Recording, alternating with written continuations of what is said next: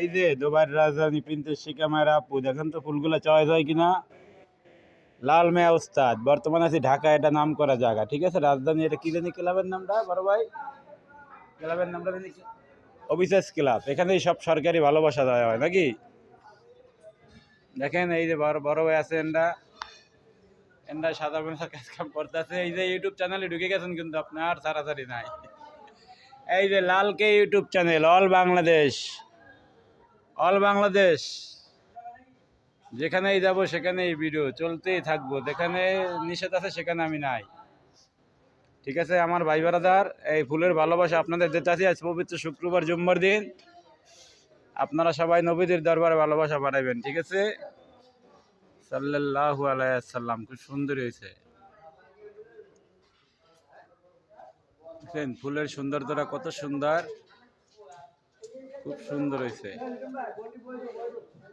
আমার কাছে ভালো লাগতেছে, কার কাছে কিরকম লাগে কি জানি।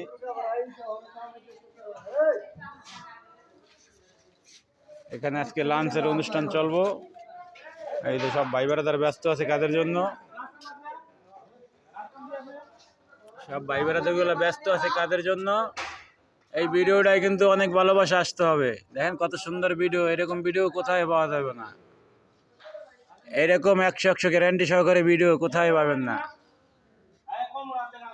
নাম করা জায়গায় একের ভিডিও নাকি, ফাটাফাটি। এই যে আমাদের ভাই ব্রাদাররা সব গান্ধী কত সুন্দর করে সাজাইছে, বস ভালোই তো হইছে।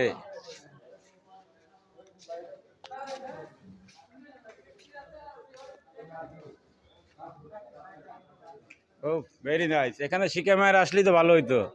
এই যে প্রিন্সেস শিখে মায়ের আপু, দেখেন তো কত কাম করতে দিবেন না 6 মাস খালি বিজনেস ওয়াইট তুই খালি হুইয়া থাকতে থামি আর কিছু না।